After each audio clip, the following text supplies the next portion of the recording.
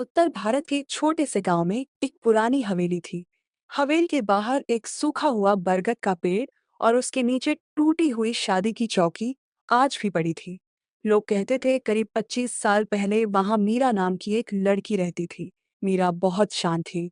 उसकी आंखों में सपने थे और दिल में सिर्फ एक इंसान, अर्जुन। दोनों बचपन से एक दूसरे से प्यार करते थे। पूरा गांव उनकी शादी का इंतजार कर रहा था। फिर वो रात आई, पूरा घर दीपकों से सजा था। ढोल बज रहे थे, लोग नाच रहे थे और मीरा लाल जोड़े में शादी के मंडप में बैठी थी। लेकिन फिर उसे ठीक पहले अर्जुन अचानक गायब हो गया। पहले सबको लगा शायद मजाक है। फिर खोज शुरू हुई। पूरा गांव उसे ढूंढता रहा, लेकिन अर्जुन कभी नहीं मिला। उस रात मीरा घंटों मंडप में बैठी रही। उसकी आंखें दरवाजे पर टिकी थी। उसे यकीन था अर्जुन जरूर आएगा। लेकिन सुबह होने तक उसकी आंखों का इंतजार दर्द बन चुका था। कहते हैं उसी सुबह मीरा ने हवेली के पीछे वाले कुएं में कूदकर अपनी जान दे दी।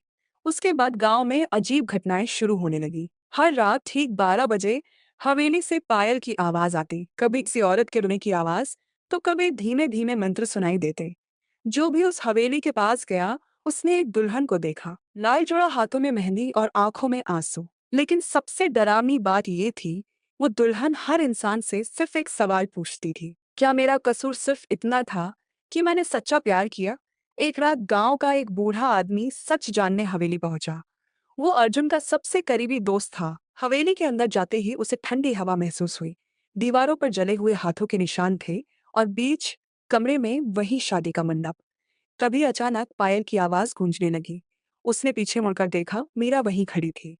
उसका चेहरा आंसुओं से भरा था, लेकिन इस बार उसकी आंखों में डर नहीं, गुस्सा था। और फिर उसने वो सच बताया जो 25 साल से दफन था। अर्जुन भागा नहीं था, उसे गांव के कुछ लोगों ने मार दिया था, क्योंकि वो गरीब था और मीरा के परिवार को ये रिश्ता मंजूर नहीं था। उस रात प्यार हार गया था और झूठ जीत गया था। अगली सुबह वो बूढ़ा आदमी गांव वालों को सब सच बताकर मर चुका था, लेकिन उसके चेहरे पर डर नहीं, सुकून था। उस दिन के बाद हवेली से रोने की आवाज आना बंद हो गई। लेकिन गांव के बुजुर्ग आज भी कहते हैं, अगर किसी का प्यार अधूरा रह जाए, अगर किसी का भरोसा धोखे में बदल जाए, तो कुछ आत्माएं मरती नहीं, वो इंसाफ मांगने लौटती हैं।